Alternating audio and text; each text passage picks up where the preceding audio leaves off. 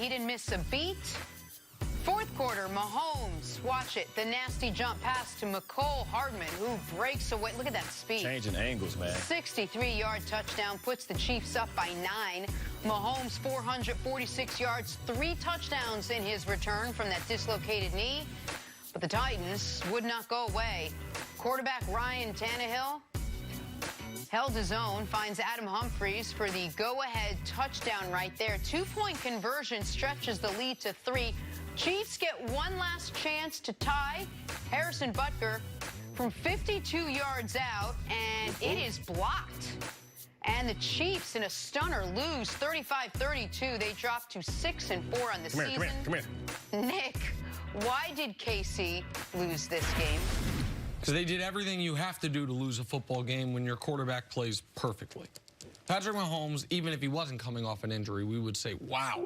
Even by his standards, that was a great game. The Titans have been a team that has lived off their defense and their running game. Now, they got a good game out of their quarterback for the first time in a while this year, but he is their backup quarterback. That's not who they've been. And Mahomes was brilliant. And they lost because it's almost as if they were making an effort to. I mean, go down the list. They have a fumble by their running back, Damian Williams. It's returned for a touchdown. Harrison Butker, one of the most reliable kickers in the NFL, misses an extra point that proves important later in the game. The defense, the Chiefs defense, the much maligned Chiefs defense, gets off the field inside of 2 minutes, forces an incomplete pass on 4th and 17. They are getting the ball up 5 on Tennessee's 32-yard line with 1:48 left. And they lose because they go 3 and out. Because on 3rd down, they lose yards on a weird Patrick Mahomes rollout instead of trusting him earlier in the drive or running the football there, and they end up setting up where Butker, okay, kick a field goal to go up 8. And they snap the ball too early, and they end up having this nonsense fire drill. And then they let Ryan Tannehill go out there. And look, not even like vintage Ryan Tannehill. Vintage Ryan Tannehill wasn't doing none of this. Ryan Tannehill will go out there and look like, I don't know, vintage Steve McNair, the last great Titans quarterback. And then despite that, because Mahomes is Mahomes, he gets him in field goal range. He had 20 seconds, gets him in field goal range, no problem. And that field goal gets blocked. And so the Chiefs, I still believe in this team. I still think they can beat any team in the NFL in any place. But I also thought last week they weren't going to lose again this season. And that lasted all of 4 days, that prediction. Because they made an effort, it felt like, to lose this football game. And games like this are costly, not only to your morale and confidence, but more importantly, to your place in the standings. They can wave goodbye to the 1 seed now. And the odds of them getting a bye are now predicated on Houston and Baltimore stumbling all over themselves in the final 6 weeks of the season. So it's a brutal loss for Kansas City that was unnecessary. I'm all right. That was unnecessary. It's not like they were thoroughly outplayed. Right. They were 97% to win the game when the defense gets the stop inside of 2 minutes, and they end up all of a sudden needing a last-second field goal to try to tie it, and the field goal gets blocked. Yeah, so this is one of those games that during training camp you show your group to teach them about resilience and the fact that anything is possible. Yeah. It's like there's no chance that Kansas City can lose after they stop them on the 4th and 17. They get the field position that they got. And look, that 3rd down play, I think they were trying to put the ball in their best player's hands, give him a chance to go win the game. He was smart in terms of getting down and eating up the clock. That all was sound, and I get it. But to botch 2 field goals the way that they did and the extra point, it's hard to do, and percentage-wise, that doesn't happen in very many NFL games. Well, we knew Ryan Tannehill wasn't capable of getting a lot of explosive plays with his arm, but he's very capable with his leg. Now, I go back to Ryan Tannehill because we're in the same division, and he's able to really, people don't remember, he was a receiver in college. At A&M. Right, and he was able to be able to come out and really, put a lot of pressure on you. You saw him put his head down and get some of those first downs in the game. But let's just take the gray out. I mean, because we keep dancing around and we keep wanting to give credit to their defense. Their defense is soft. And I told you that it was going to struggle against a team like the Titans that's built with physicality. And when you look down at Derrick Henry, 23 attempts for 188 yards. I saw guys on that defense making business decisions. They didn't want to get on the train tracks when the train was coming through. And that's a problem because you got to be willing to jump on a grenade. And if you get ran over, you get ran over. We used to see this a lot of times with Brandon Jacobs. Guys are real hyped up to hit you in the first quarter, but when those body blows take place and late in games, they wear down. Those angles and putting that arm out and being able to put yourself in harm's way, you don't volunteer for that. So you look at that last drive, they were still staying within the game plan and running the football because they knew that was the best way to get explosive plays, and that's disrespectful to a defense. And it's such a problem for Kansas City because if teams can control the ball and run the ball consistently, then where does that leave Patrick Mahomes? Exactly where you want him, on the sideline. And at some point, you've got to stop making business decisions because the best business decision you can make is go in, bow up, and try to get something done because in the offseason, Kansas City's going to make a bunch of business decisions on those guys who aren't holding up their end of the bargain right now. But this was the issue that we talked about with this Chiefs team. They were going to go as far as their defense was going to allow them to go because we have no issues with them on offense and there's such speed and they were going to come out and put up all these points. Are you not concerned about their defense at all? Well, listen, I think you have to be concerned about the run defense in particular, which was the bugaboo last year, and going into this game this year was bad, and then Derrick Henry runs for $188. But the point I'm making is, despite how great Derrick Henry was, this defense had allowed 20 points and got a stop on 4th and 17 to win. They thought to win the football game.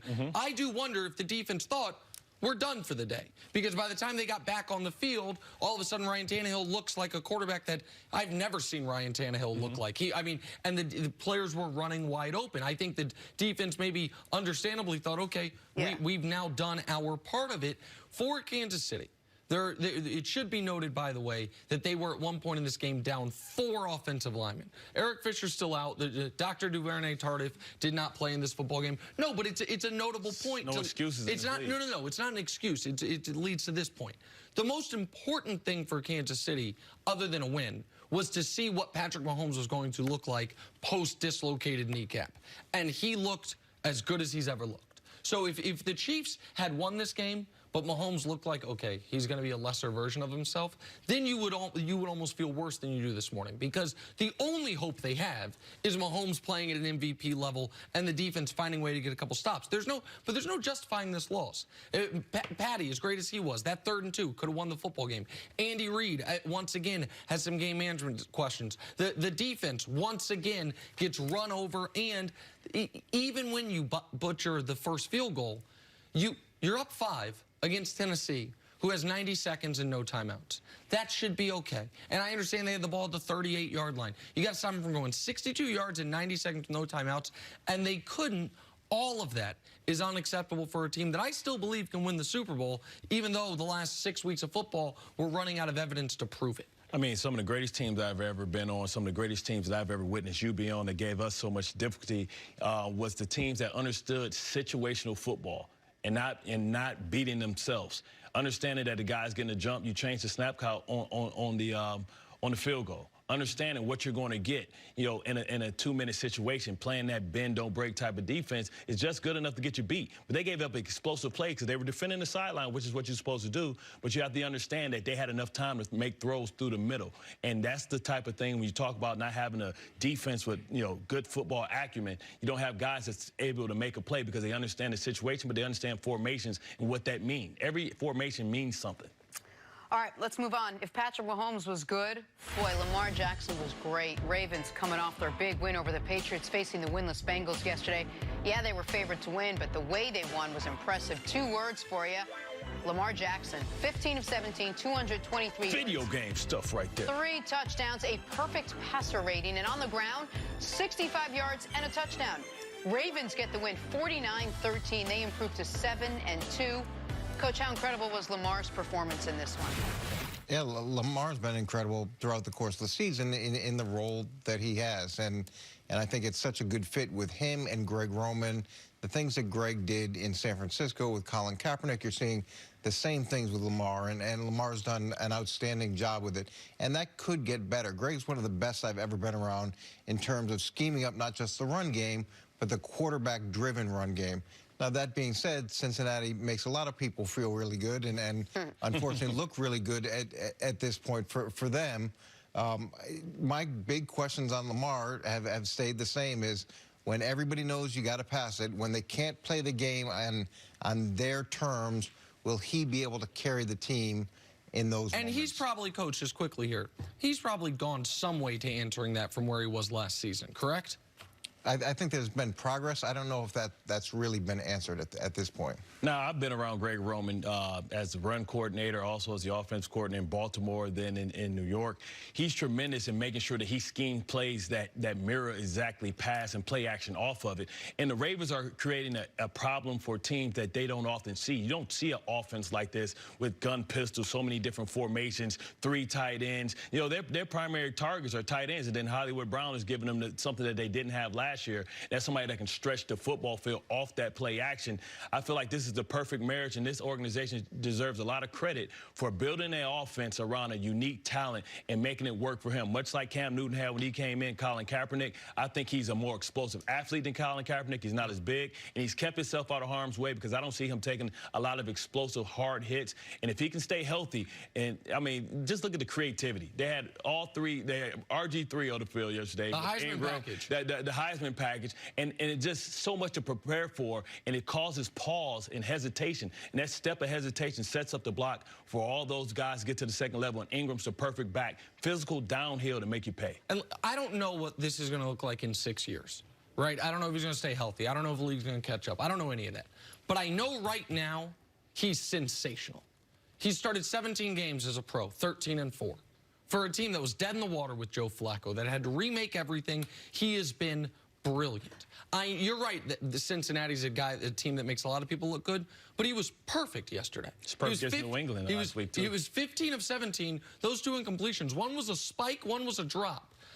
I do know he is a quarterback that if you have a very bad defense, he's going to make you look historically bad. That's what he did to Miami in week 1. That's what he did yesterday to Cincinnati. And right now, I think Russell Wilson's a league MVP.